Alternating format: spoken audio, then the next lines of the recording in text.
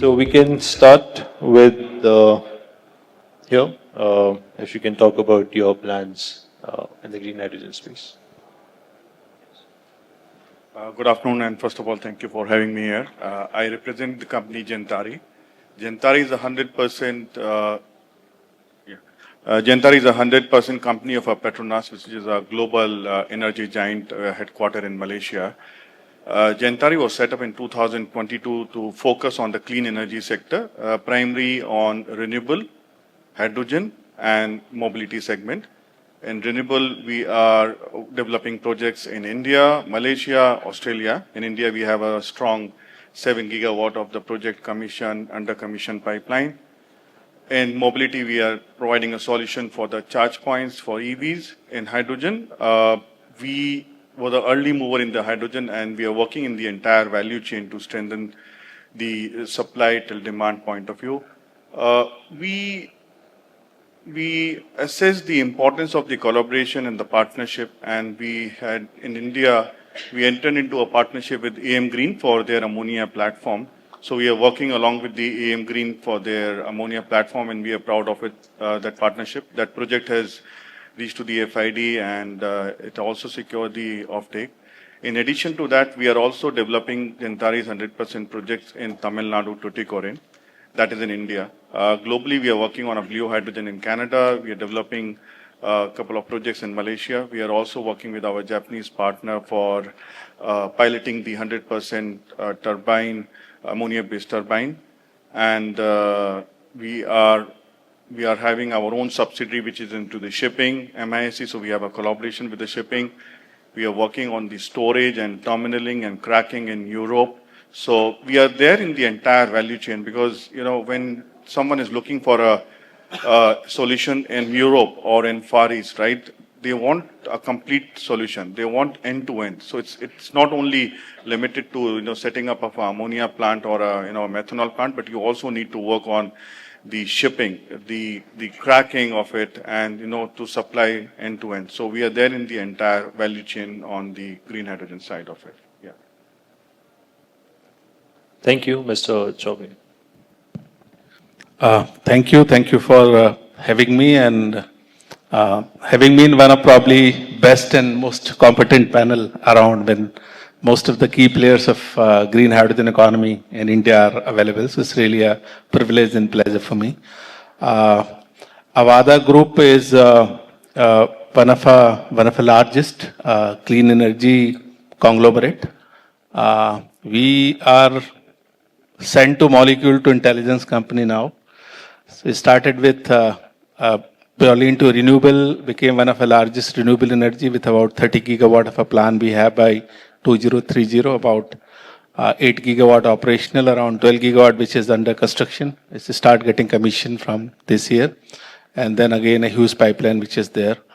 As a natural corollary, we, as a part of a backward integration, we are into module manufacturing, cell manufacturing with about 8.5 gigawatt of a module, N-type TOPCon, 6 gigawatt of a cell, glass. So we are developing that ecosystem, and which is a very logical corollary for us. And then at forward integration, which is a green fuel for us and a topic of relevance today. One of our flagship project for us is, which is in a very advanced stage, is a 0.5 MTP of a green ammonia project we are setting up in Gopalpur, Odisha. And then another project, a green methanol. And then probably at a feasibility level on a SAF project. This project is most important for us because some of the things we talked about, these complex projects, they look really good on a PowerPoint presentation. But I think they are much difficult and complex projects to do. The projects like these have never been done before. They have never been attempted before. And I think it's a lot of evolving complex ecosystem to bring these projects on board, because a massive requirement of water, massive requirement of renewable, their integration, connectivity in grid, which is probably not available till 2032 unless the HPDC comes in. Port infrastructure, some of those port we see to be good, but some of those port, probably 90% of the port does not have a bunkering infrastructure available now. So lot of things, and it takes a lot of time to put those things in an integrated manner to do this, what we are trying to do. And outside, he rightly said that most of hydrogen demand in Europe, you need to have very integrated tie-up, right, including cracking, and apart from one of a large cracking facility, which I was there in last month to see, must to be done for the cracking part also. That will again be a very, very important challenge to solve. So it's a promising economy. We know that the decade so far has been for solar. The decade coming is for the hydrogen economy. And with this firm belief, we started, and just a very small incidents for a couple of minutes here. When we did one of our second largest project of that time in the world in 2013 in Neemuch, and our Honorable Prime Minister, he came to dedicate that project to the nation, and then he talked about 7 horses of a chariot. And way back in 2013-14, it was really interesting to hear hydrogen, when not many were really familiarized with the green hydrogen. I think a couple of years later on, the National Green Hydrogen Mission came, and I think some of us probably who are there on the dais were the first mover to start building on those projects. So it's a promising journey, and we are firm believer that this is something that will take its own time because of the complexity, but I think it's a great journey ahead for the country. Thank you. Maybe a couple of follow-ups first. The Gopalpur project that you talked about, what's the current status of development there, and what's the commissioning timeline? So, see, the project development itself takes a long time. First of all, that we have land acquired in a Tata Steel SEZ in Gopalpur. Second important aspect for the renewable integration. So we are probably only developer in Odisha who are developing the chunk of renewable capacity in Odisha itself, and then tying up all those projects. Majority of almost like 1700 megawatt of a solar will be putting up in Odisha. So arranging all those things, land, connectivity, integrating them. Then good part is that the project which is situated in Tata Steel SEZ is very near to the port, which about 3.5 kilometer of a dedicated corridor, and Odisha government has been really cooperative in arranging that dedicated corridor which can be put up. So it brings very easier for us. In terms of a connectivity, 2013, we were the first to take the 700 megawatt of a GNA because we knew that is going to be a challenge for putting up that. And again, majority of supply coming from state transmission utility, and good part is that last month they have laid the foundation for their 400 kV substation in Tata Gopalpur, which is again a very good thing. And last part being setting up such a huge capacity, important element for us for the banking, and then we did sign the first energy banking agreement executed with the Gridco in Odisha. So a lot of things which are there happening on the project development front now. Similarly, a lot of things on the engineering front, because that is again as massive, including feed and other thing. And the last part, which we'll subsequently talk about, is most critical for everyone, is like offtake. And for offtake, is it too soon for you to plan, or are you? Unless you have that visibility of offtake, you can't go for this kind of a capex which we are investing now. So a lot of progress which is happening at the offtake front now for us, and we believe that because of that visibility which is there for us in terms of converting that, that's how we are moving ahead with the project. Do you have any agreements already there? No, agreements are in very advanced stage. We have not executed so far, but they are there at certain level, which promises us to keep on investing in the project as a capex. Right. Mr. Jaswal, Renew's plans in the green hydrogen space. Yeah, thank you. Good afternoon, everyone, and pleasure to be here. I think it's maybe just be a good idea to give a little rundown on Renew itself, and then we get down to the green hydrogen. So Renew today has over 20 gigawatts of a renewable energy portfolio, and of which 13 gigawatts is up and running. And we've gone ahead from being a renewable energy generation company into also module manufacturing. We have 6.5 gigawatts also module manufacturing, and first of its kind was inaugurated yesterday in Andhra Pradesh, the groundbreaking ceremony. Mr. Suman Sinha, chairman, he was there. And this is from ingot to wafer. So this is really, I think, a milestone achievement as far as the country is concerned. It's a big, big step forward. And thank you. Thank you for that.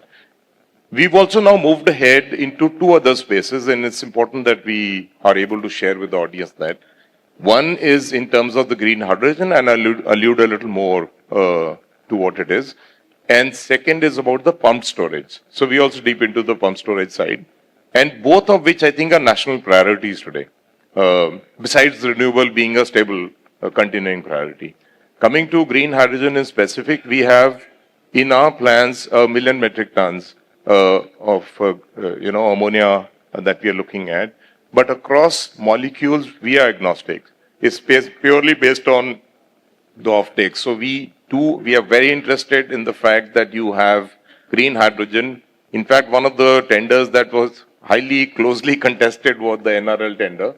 And, we missed it by a rupee, but no regrets to where it is. But that was the lowest ever the price of green hydrogen has ever reached worldwide.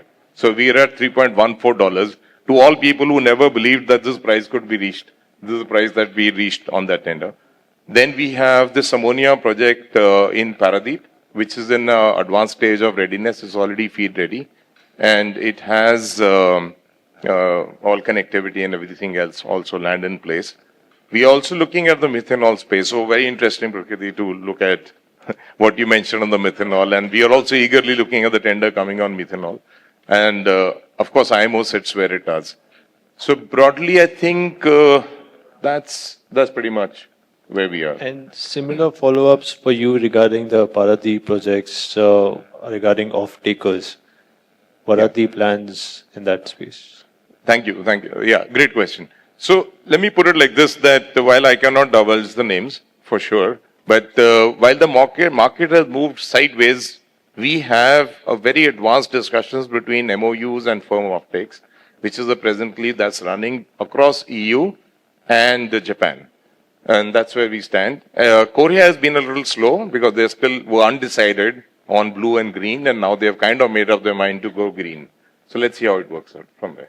So mostly what I'm understanding, it's for export purposes. Yes. So domestic tenders, unfortunately, beyond the ones that we are talking about, the green hydrogen is the only one on refineries that is coming up. Steel plants are very small. They're very small offtakes. So I didn't consider that into the discussion for now, but that's how it is. And these offtake agreements that are being planned, what kind of, is it like a short-term agreement or a long-term agreement with them? Okay. No, all of them are long-term agreements. See, this market isn't evolved. So you have to understand, and this was a big discussion in one of the panels I was in, that to understand that a green electron and a green molecule is a very different business. Green electron is used to long-term offtakes, and that's the problem with the renewable energy sector today. And green molecule is, not green. The molecule, energy molecule, is a spot market business. And somewhere in the middle is a confused lot of us that is sitting to decide whether that is long-term or short-term, but to make the things work because spot markets don't exist for today. So we don't have a choice. We'll have to start these markets on long-term offtakes, and then maybe as the market stabilizes, gets into spot markets. Also, the green ammonia methanol standards have come recently. So with these global players that you negotiate with, do they have specific issues with standards, or is it all sorted? Oh, no, they are. So that's another challenge to solve. So when you go to Europe, the standards are very different. So RFNBR compliance is almost mandated in any way. When you go to UK, they follow their own standards. You come down to Japan, it's a carbon intensity that works. When you come down to India, GHCI starts working.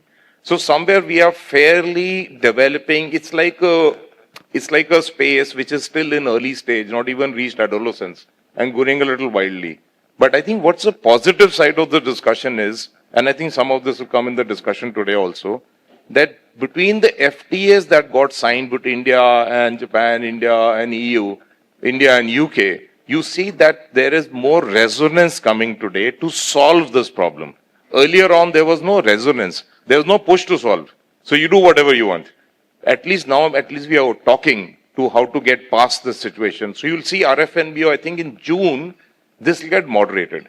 In most probably by June, you'll find some moderation coming into the way they're looking at it. It's been a bit blocked in the structure.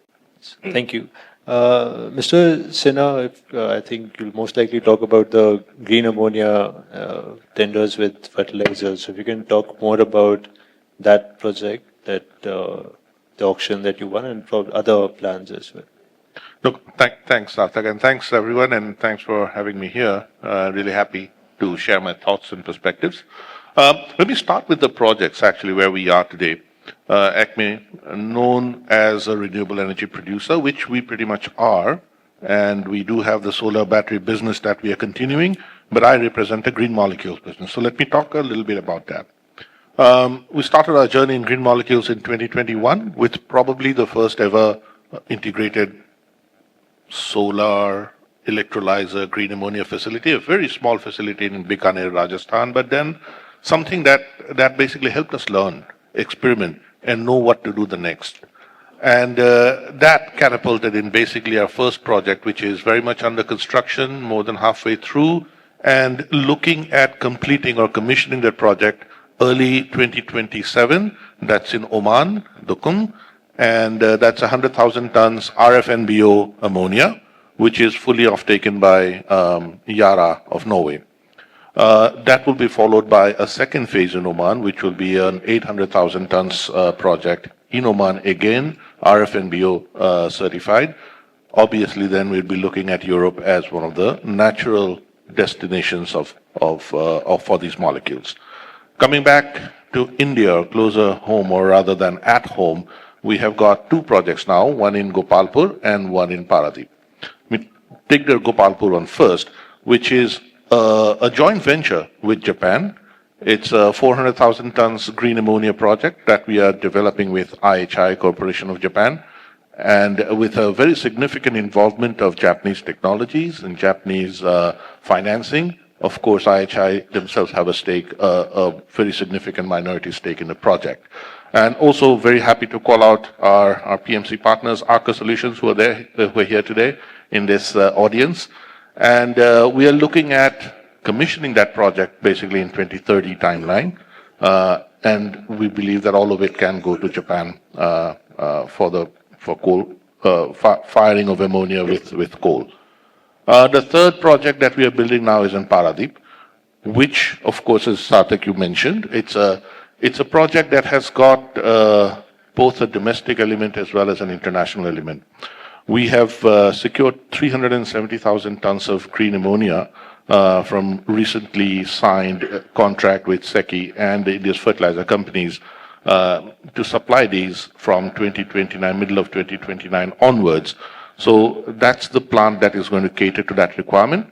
It's a 370,000 that we won with SECI, but then the total plant will itself be an 800,000 tons capacity, and the rest of the molecules we are looking at exporting, whether it goes to Asia or Europe or elsewhere. We will see about that. We've got certain, I think, news that we might be able to share very soon. Along with the green ammonia in Paradip, we are also developing 100,000 tons of green methanol. And methanol part definitely would also be RFNBO certified, so something that we are very proud and we are very happy to share with you that we are looking at developing that. Application would be marine fuel. And so that's something that we take a lot of pride in actually saying, because IMO or not, there is still a market, even for marine fuel. And as Prakriti had earlier said, Europe is still a good destination, because even if IMO doesn't come, if EU maritime stays, then that opens up the market for fuel in maritime sector, and we are looking at being or playing a part there. Yeah, so these are the projects in short, and we'll discuss later. Especially for the green ammonia tender for fertilizer companies, we were reading that now the power purchase sale agreements are being signed with companies. So is there an update for ACME as well? Is the agreement signed? with Yes, fertilizer all the company? agreements have been signed except for out of the 13 plants that were tendered out, except for 2, the rest, all the agreements have been signed. ACME, we have signed all our 6 agreements, and the plant is now very much under development, under construction stage. Well, not construction, because construction will take some time, but land acquisition is near completion. We have actually selected the ammonia licensor for the project. BDEP has started.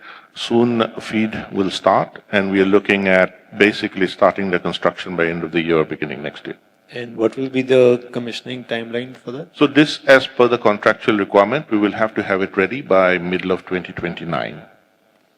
Also, we had a official from SECI who talked about the discussions that they were having with fertilizer companies regarding offtake agreements, the tenure for it, because they didn't want extra long-term agreements because they usually work with short-term. So I think it's around 10 years that is being planned. So what is are you positive about that, or you want it longer? I have always been sticking my neck out, and I'm very happy that I was vindicated, my company was vindicated, when we said green ammonia over a period of time will be less expensive than grey ammonia. The SECI fertilizer tender has proven that beyond any doubt, that green ammonia, when the plants start delivering in 2029, will be cheaper than grey ammonia. And if we draw it, in fact, if we had ammonia today, it would be about $150 to $200 cheaper per ton, green ammonia. And so I have absolutely no doubt that that's the way to go for India. I think what we are seeing now is there's a lot of interest, even in the fertilizer companies and beyond the green developers and the green, the optimists, as I would like to call all of us as. There is a lot of discussion, a lot of interest beyond that, where people understand or beginning to understand that green is not just a wish, green is not just a principled stand of trying to decarbonize, but it's actually something which caters to our security, caters to an affordable solution for these molecules, whether it's applicable in fuels or in fertilizer or in any other sector. So initial tenure of these contracts are 10 years. That's what we have signed up for.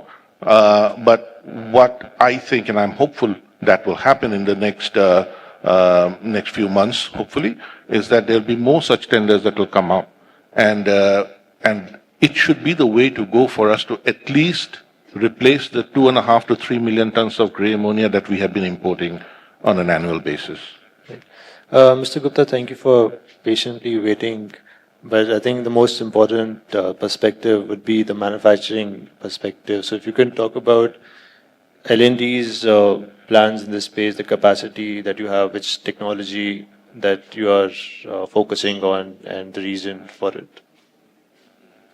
Yeah, okay. Thank you very much for having me part of this panel. It is a privilege and an honor to be standing here, sitting here. And especially on my right side, I have my heavyweight clients, and the developers who are here. So I have to be very careful of what I speak. But going ahead with that, I am representing L&T Electrolysers, and L&T set up the green tech in January 2022, with the top management having the firm conviction that green hydrogen and its derivatives will be the future. So going ahead from there, L&T Electrolysers, we have a 400 megawatt pressurized alkaline electrolyzer manufacturing facility in Hazira in Gujarat. And we are currently, besides the smaller jobs, we are currently executing the 10 KTPA Indian Oil Panipat job, which L&T is executing on a build-own-operate basis. As far as the I would say the technology is concerned, in December 2023, we manufactured and assembled the first, I would say, indigenous electrolyzer in India with a local content of more than 85%. And this was done at Hazira. We also have a a plant there, where what we are doing is we have used this indigenously developed electrolyzer for generating hydrogen and blending it in our sort of natural gas fired furnaces in the heavy equipment division. So what actually L&T was doing is the vision they conceptualized was converted into action to understand the value chain of activities which are involved as far as the hydrogen sector is concerned, and then actually carve out a niche ahead. So, representing electrolyzers, I'm very excited right now with the 4 megawatt stack which we have developed again indigenously. We have put it in our test station, and again with indigenous content of more than 85%. So. And the manufacturing capacity that you have, so are you content with the demand that is there in India, or will be there in the few years, or you'll have to focus more on exports? Well, so yeah, that's a very relevant point. I mean, as we have a capacity of 400 megawatts, I have an order for 100 megawatts. That's why I'm looking on my right side, because I'm really extremely excited to hear the big plans here, and I'll be setting up separate meetings with them. But yes, this is sort of the biggest challenge from an electrolyzer OEM perspective, because ultimately we have to fill our shops, right? And in filling our shops, it is not only us, but it is the entire value chain which we have to fill up. So when I say over the last 2.5 years, our team in electrolyzers has developed a fabulous job in terms of development of the sub-vendor base.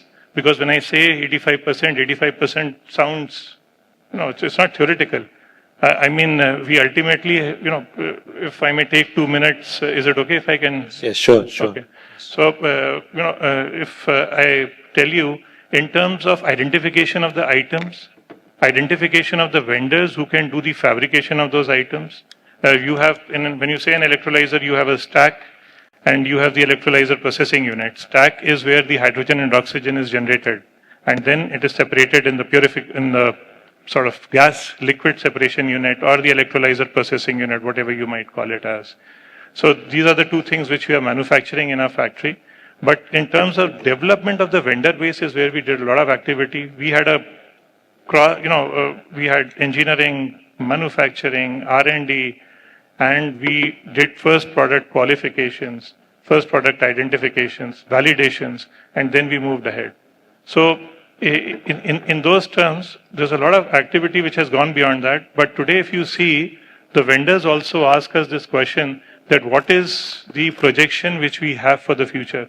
And that is where actually, though there are a lot of, exciting developments which are happening, but I also really don't have a very, I would say, an accurate answer for that. So this is an area of concern for OEMs because it is not only from our perspective, but the complete sort of upstream side that where we have to look at how we can give a clear picture to our MSME vendors also, so that they're very confident about investing money in this. Thank you. Also, the developers will be able to bid low prices if they have some guarantee that the electrolyzer costs will also come down. So what are the trends in the cost viability for electrolyzers, if you can share numbers? So that's a very contentious thing, which you've asked me right now. That's why I was saying I need to have separate meetings with them, All right. But see, if you talk about the cost, whenever we are discussing with developers, there are a number of projects which we are talking about today. As far as our cost levels are concerned, I would not like to get into numbers here, but I can definitely say we are lesser than 50% of what the European cost levels are. In comparison with the Chinese also, if we do a like-to-like comparison with the Chinese electrolyzer OEMs, we absolutely are better, I would say, than the Chinese electrolyzers. And when you talk about the total cost of ownership, because it is important when you talk about a product then technically if we talk about the superiority of the technology which we bring in terms of the efficiencies, in terms of the specific energy consumption, in terms of the higher pressures which we are offering, and we convert that to a total cost of ownership, we stand amongst the best. And is it because of this reason you're just focusing on alkaline, or you have some R&D teams who are planning PEM and solid oxide as well in the future? So that's also sort of a very sort of interesting question.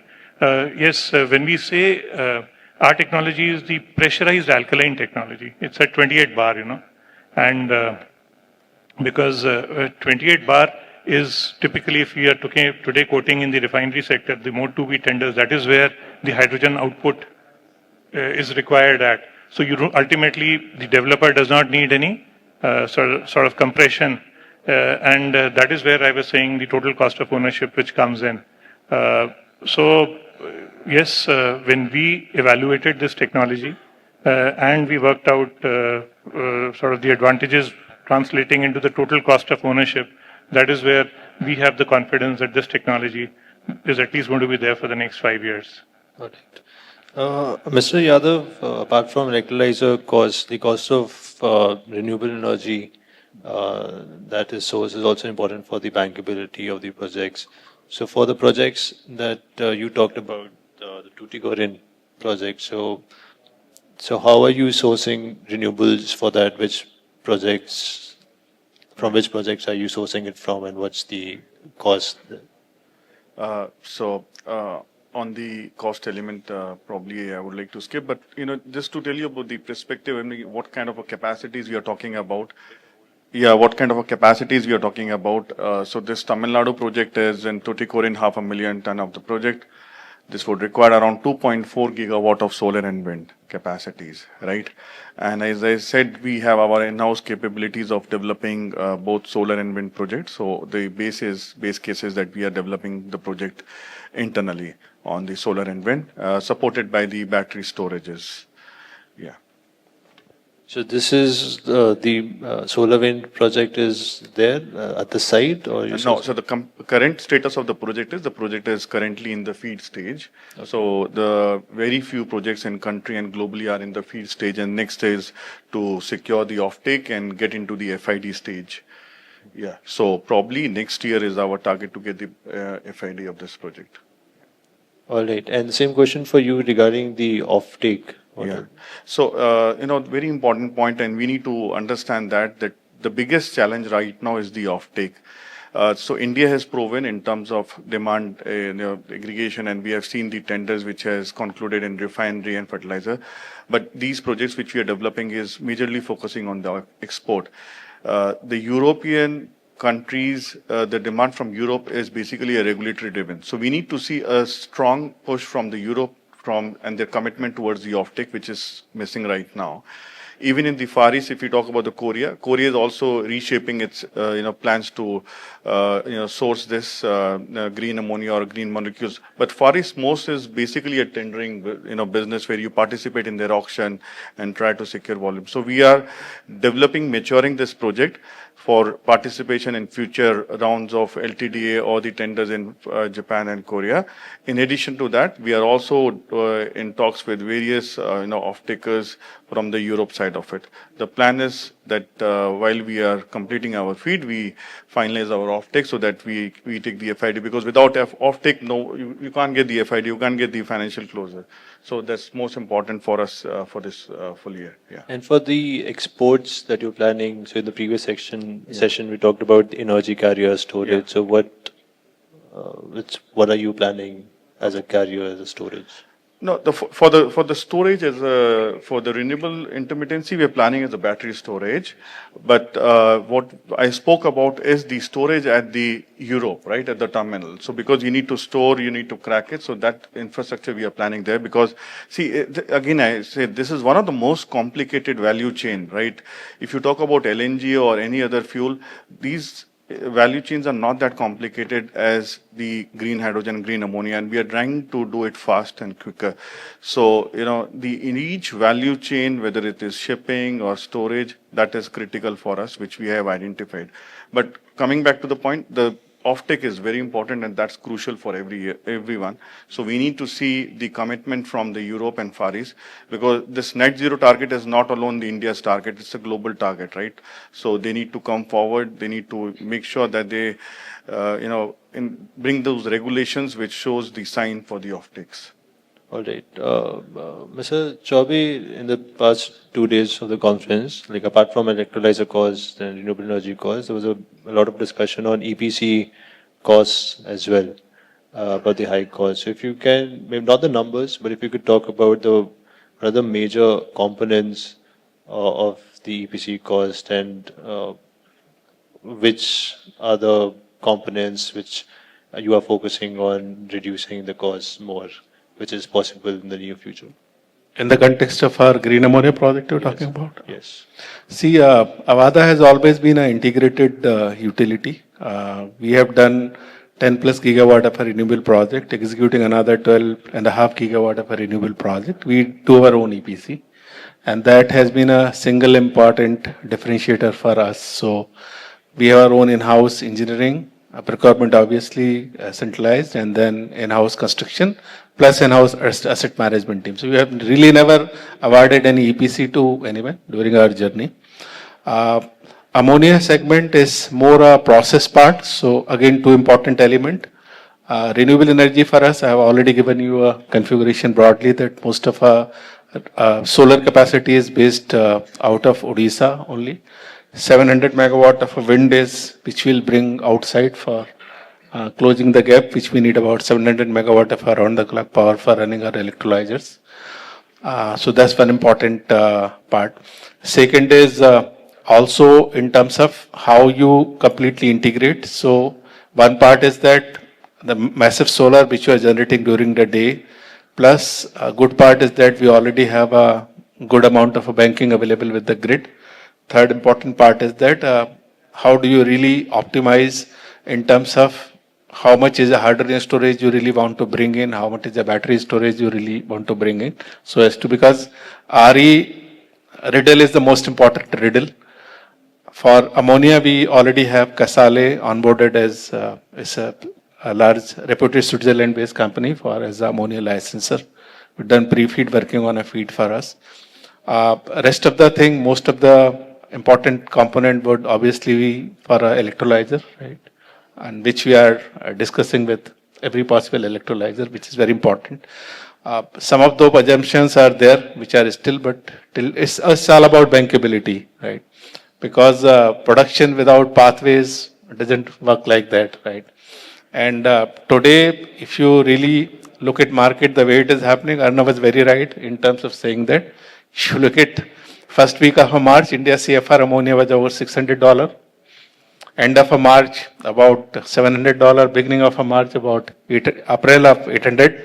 16th April, $837 per ton is ammonia CFR price. Today, if you look at it, it's much cheaper than as compared to the gray. That's what green ammonia in India is saying. You really need to protect there was a discussion on the tenure for your offtake agreement as well. And what you do is today in terms of locking is that the kind of a volatility, kind of unpredictability which those markets are bringing in is no longer a geopolitics today, it's geoeconomics, geoenergy, everything is working. You are importing urea today at twice the rate of what you really import in those times, right?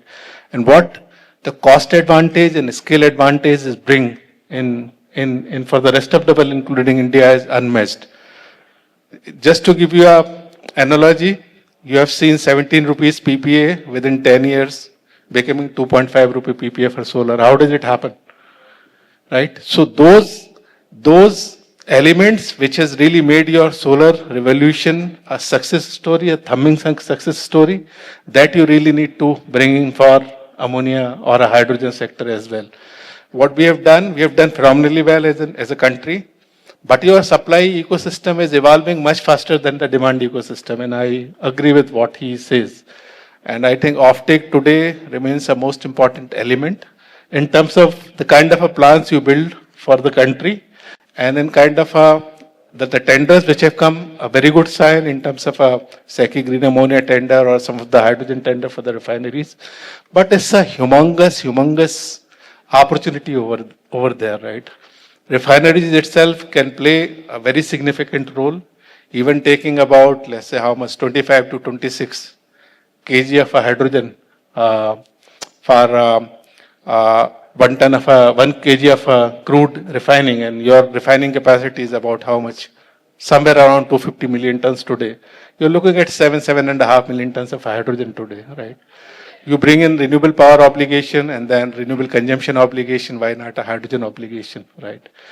It's a cycle you need to support, right? You bring in a right supply and demand ecosystem in place that gives predictability. Finance always follows the predictability, and when demand is there, the project comes, the project is there, then more investment comes, and then how this cycle gets applicated.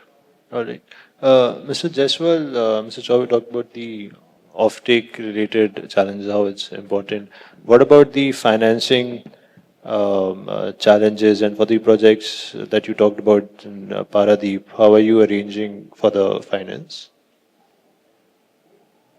You know, if you have an offtake, financing really is not a challenge. It's not a challenge at all, frankly. I mean, that's across. But I wanted to go a little beyond the question that you just asked. Maybe that'll put a lot of things in perspective. Number one is that across the value chain, if I remove the word green, everything else is traditional and old school, and it has been there for many years. It is just the word green that is creating a complication here. You please go back to Siddharth and ask him on electrolysers. Alkaline electrolysers been there for umpteen number of years. It's not the first year that we are making alkaline electrolysers. Renewable energy has been there for umpteen number of years, right? You go to ammonia loops, methanol loops, they umpteen number of years. What is so new that I've done? Nothing.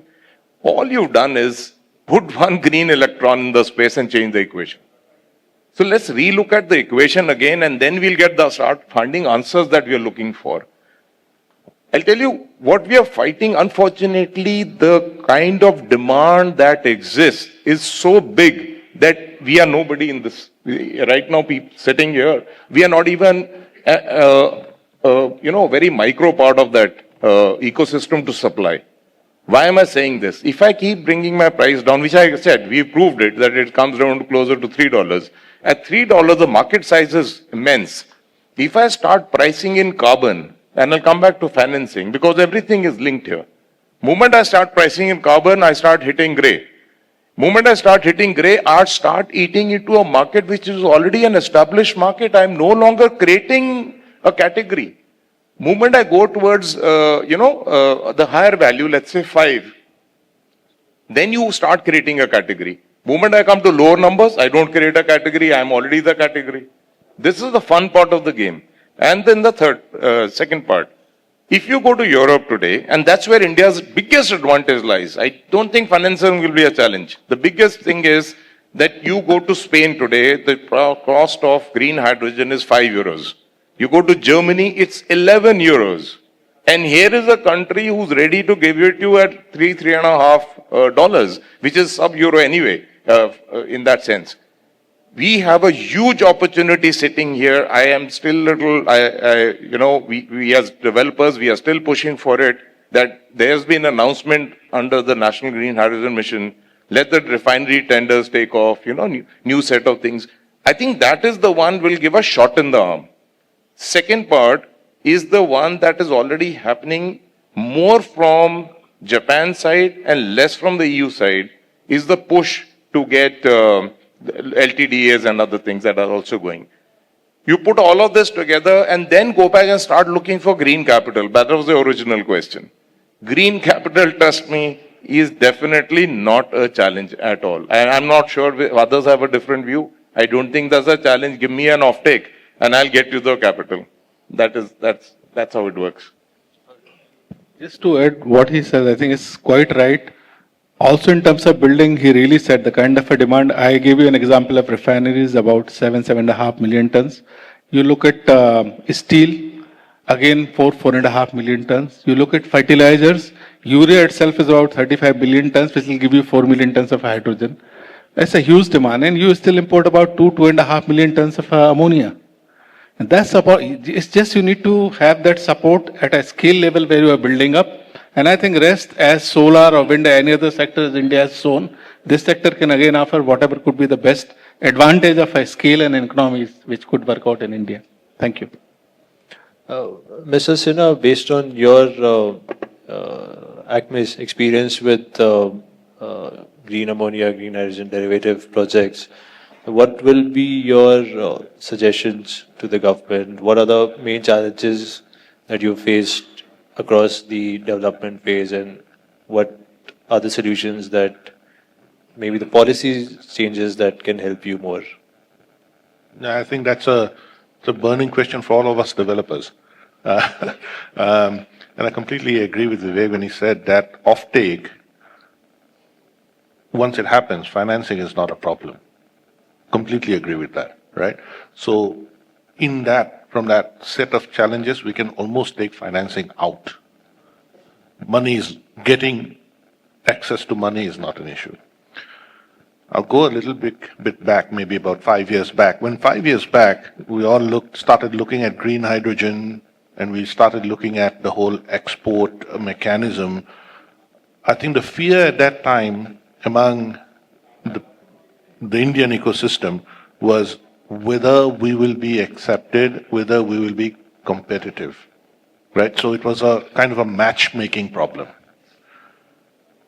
5 years down the line, I don't think it is a matchmaking problem anymore.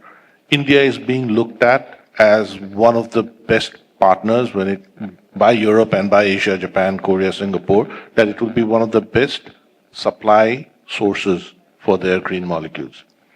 What, however, is the problem, or has emerged as a problem, is time matching. When we started, and we, of course, we set up our plans, and we set out our plans, and we started working towards it, did our feed, started working on construction of the plants, and so on. Suddenly we realized that some of the markets that we were targeting are not there, or are not ready. So what do you do then? Do you keep burning your cash and wait for that market to be ready? And this is where India as a country has that opportunity. We saw those opportunities being, the benefits of that opportunity we saw in the recent refinery tenders, we saw in the SECI fertilizer tenders. What we now need to do is just ramp it up. Ramp it up because that's what India needs, that's what is required for our security. The molecules are already affordable when we are here. But when we do that, when we ramp it up, how do you then construct enough number of facilities to be able to cater to that demand? And somewhere, unfortunately, down the line, that has now become a bit of a bottleneck.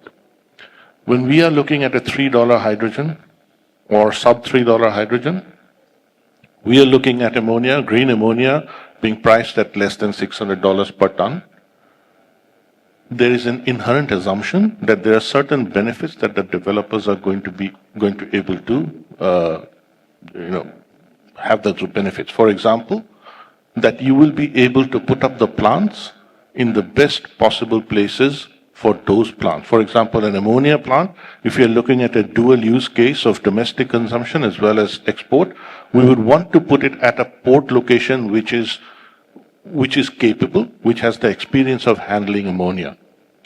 But unfortunately, most of those locations are not suitable for renewable energy generation. Then you want to put in the renewable energy where they are best suitable. And in India's case, those happens to be Rajasthan, Gujarat. If it comes to wind, then maybe Karnataka, right? Do we have the infrastructure today capable of transporting those electrons from those RE locations to where those facilities, the process plant facilities are going to be? And that has unfortunately become the biggest bottleneck. And then there are some of the bottlenecks which we never thought would be there. When we are talking about a green ammonia for fertilizer sector, where we are replacing gray ammonia, one of the probably common sense thinking is that, well, we are replacing an imported ammonia, so why not extend the benefit of deemed export to these molecules? Not so easy. We have not been very successful in convincing our government that this should be considered deemed export. And these bottlenecks, what it does is then it creates a pressure on the developers. It creates a pressure on the entire ecosystem. And then you start looking elsewhere here and there, trying to find solutions which fit your immediate problems. And we lose track and we lose focus. I think over the last 6 to 9 months, we had kind of gotten into the trap. Hopefully we have got out of it now. Although there are things that still need to be done, and some of these challenges, the connectivity issue, the deemed export issue, the EOUs, the SEZs, how they are going to be defined, those are some of the things. And they are not necessarily they're not necessarily infrastructure challenges, all of them. They're actually policy challenges, regulatory challenges that the government also needs to look at. The government has done a fantastic job trying to incentivize the supply. Now they have started incentivizing demand. Great. But then they also then need to enable the facilitating, the enabling infrastructure and the policies that will help us reach there. In the competitive tariff that was achieved, almost 49 rupees per kg. So was it to almost rupees 60 per kg? I think the range was. So what was the primary reason for this? Was it just the confirmed offtake, or were there other reasons as well? See, I can't really give you the strategy behind that. But what I would say is that we never looked at it as a single plant. We always looked at it as a basket of supplies that we'll be making to several fertilizer facilities. And therefore, for the 49.75, there is also a 64. And we fall somewhere, the ACME contracts that I'm talking about, we fall somewhere in 53 rupees range. That is affordable. That is something that is doable. And that offtake certainty definitely helps us reach there. Along with it, the payment security guarantee, which eventually the government gave, was very helpful too. But such measures need to be taken for this industry to continue to go forward. Mr. Gupta, as a manufacturer, your expectations from the government, your suggestions to the government? Yeah, so we have been discussing with the concerned ministry over the last 2.5 years. There are 2 or 3 points which we have been harping about. The first one is, incentives to be given to domestic electrolyzer manufacturers. See, there is a big difference when you say that you are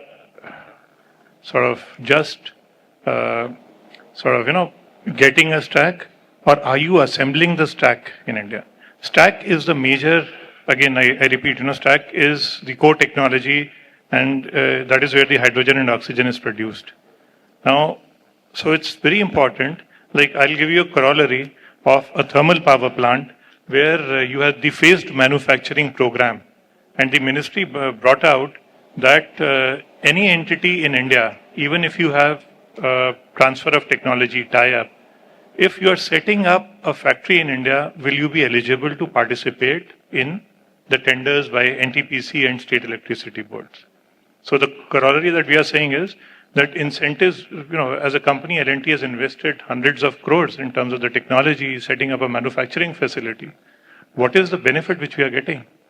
So there has to be an incentive for the electrolyzer OEM who's setting up a facility in India, who's investing this money here, to be able to take it ahead. Because if this kind of hand-holding is not done, then, how does the overall sector grow? Because it is ultimately a manufacturer like us. If we grow, there are thousands of vendors on the downstream side who grow. So this is point number one. Point number two is, when we say an indigenous content of 85%, there are still components which are still not manufactured in India. And the major thing is membranes, right? And that is responsible for the core part of the efficiency as far as the electrolyzer is concerned in terms of transport of the ion from one side to the other side. Now, there should be incentives which the government gives to certain components, and this could be in terms of the PLI benefits that is awarded to electrolyzer OEMs. On that similar level, at a component level also, if a PLI scheme is evolved, then definitely the smaller vendors, because ultimately there are a lot of entities in India who are into polymer science. So to get that kind of an incentive is very important for them to be able to set up a facility and to get into that. And similarly for the other main components, which are the electrodes, also this type of scheme should be there. All right. Thank you. Thank you so much. Maybe we can take some questions from the audience and then I can continue with the questions.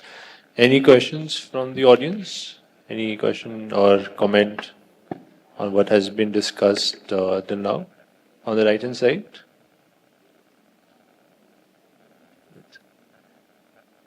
Any question on the left hand side? Yes. The second row.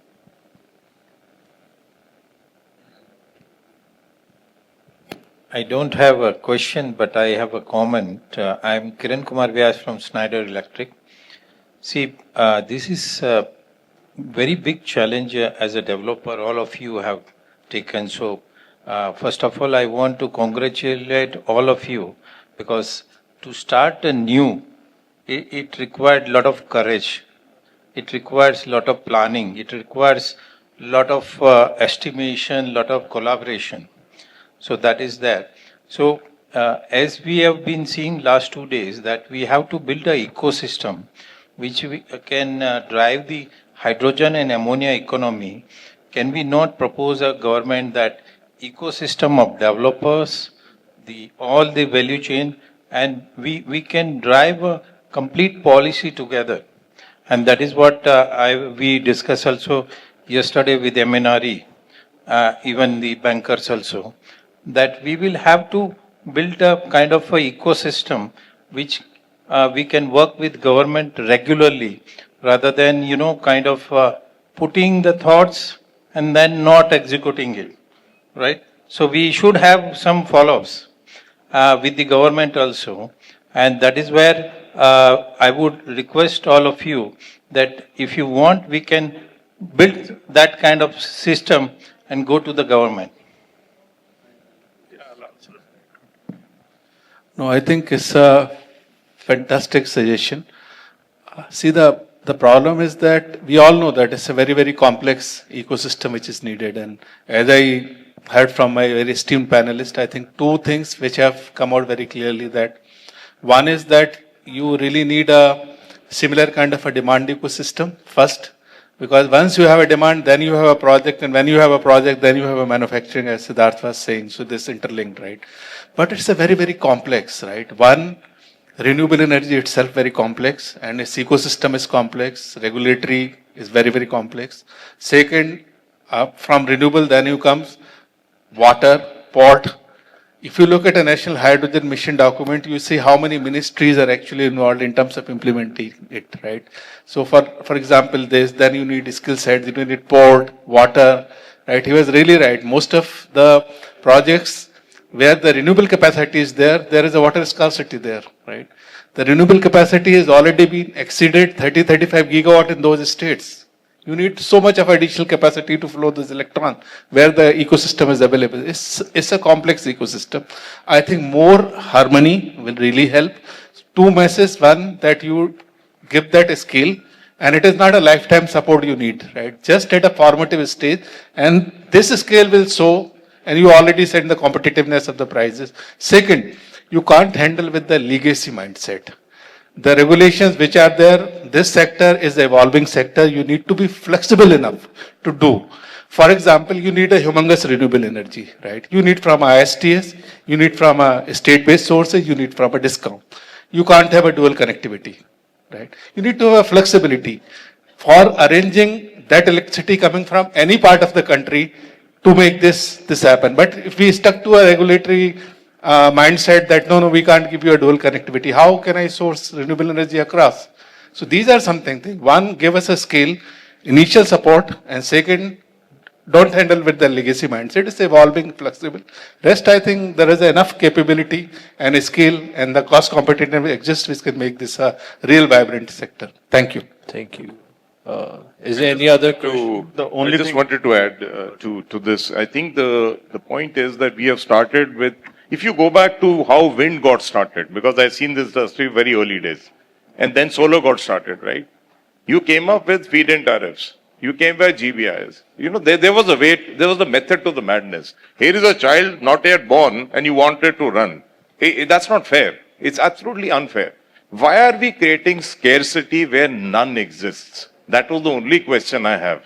You put a number and say, this is the number to deliver. Whoever can deliver it, please go ahead and deliver it. It's as simple as it is. What's the point of announcing a 200 KTP of refinery tenders, you know, of which only 32 are there, and that also 30, not even 2. So 30 is what is gone live, and rest is still a 170, where I don't see a visible calendar. Why is that calendar not there? The calendar should have got mapped out. Now it should have been published. This is the calendar. Go ahead and do whatever you want.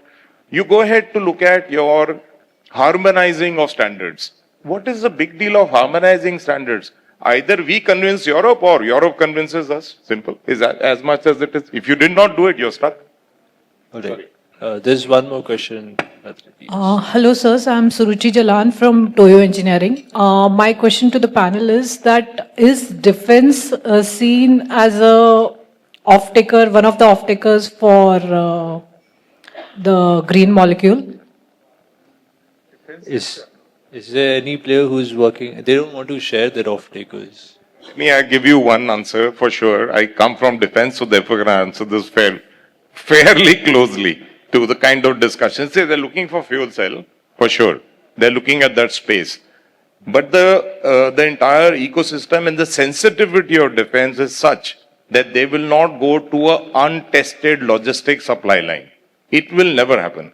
They will always take, it's a security issue.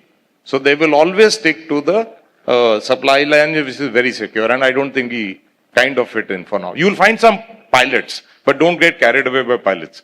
It'll take more than that. Right. Any other question from the audience? Yes, at the back. And if you can ask your question to one panelist, please. Hello, sir. I'm Om Sandile. I'm from Vara Climate. So, question for Mr. Vivek, sir. You mentioned about carbon financing to fulfill the gap between the green ammonia and grey ammonia. So, how big of that gap can be actually filled by this carbon financing? Because this is probably the avoidance kind of credits where market has shown less interest towards buying these kind of credits, and whether the price required for fulfilling this gap is actually available in this voluntary market to be paid for these credits by the off-takers here. Let me start with giving you a bit of a EU perspective. So I was in one of these conferences in Abu Dhabi, and I'll give you a hands down the kind of discussion. This year, January, CBAM is alive. Okay.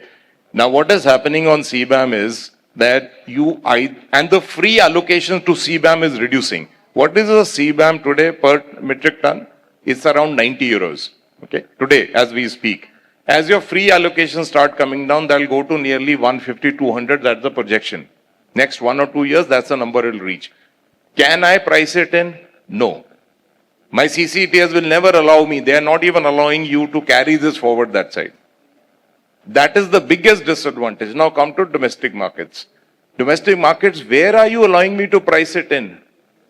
What space are you allowing me to price that in? No. I am being treated as a person running with one leg, with others running with 2 legs. Where is grey getting penalized? It is not getting penalized. But you are asking me to become green. But where is the grey? You have to bring parity in what we are trying to solve. You cannot be looking at one side and only solving that one. So price it in.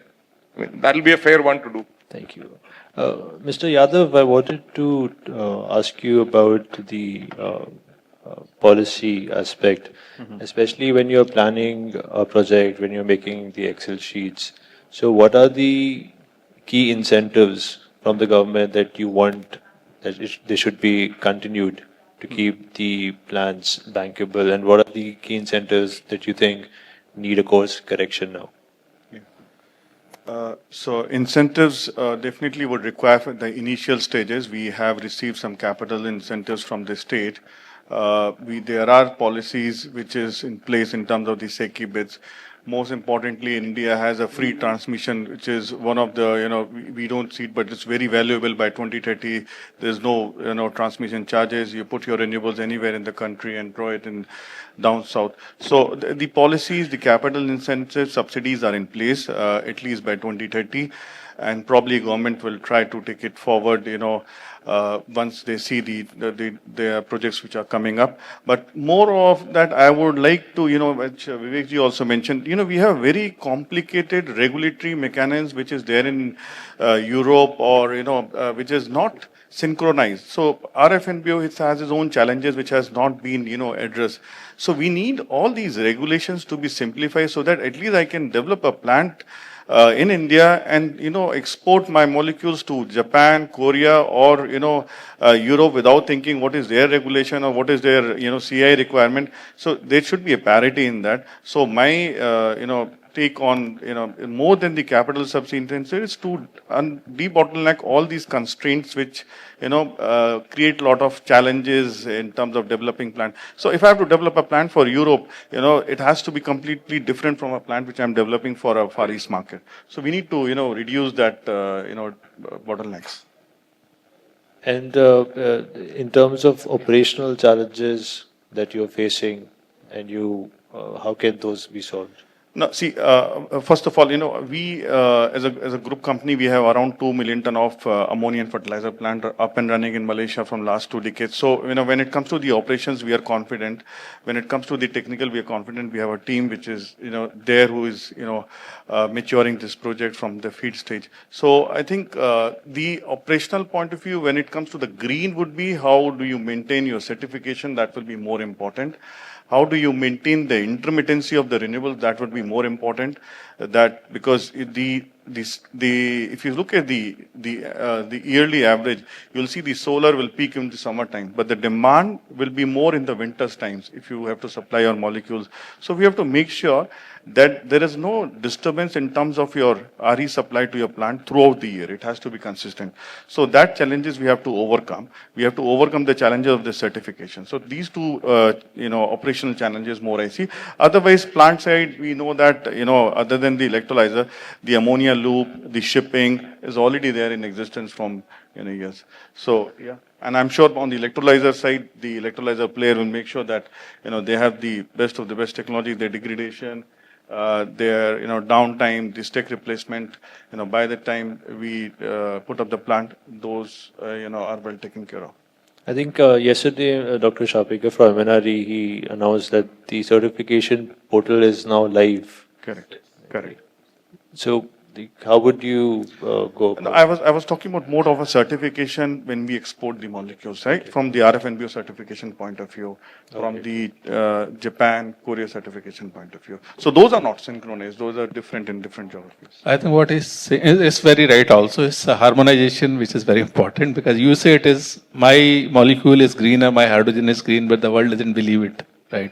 That harmonization is really very, very important, and because every country will have their own legacy and own interest in terms of bringing it, and there has to be probably at a G2G level will have solved. So somebody will look at a carbon intensity, Korea will look at a traceability, Europe single bidding zone, geographical correlation. So they will be there, but you need to really harmonize, and so that's what I'll give you an example. If you have an LNG plant, LNG liquefaction plant in Qatar, that plant can supply LNG anywhere in the world, right? But if you're developing a green project, why I can't supply my green molecule anywhere in the world? Why we have a different, policies? So we need to, look at that aspect as well, because that will help to reduce the cost as well. All right. I think with this we can end the discussion. It was a very insightful discussion. A lot of important points were raised, and for us to ponder over as when we go back. Thank you so much. A big hand for all the speakers. Thank you so much.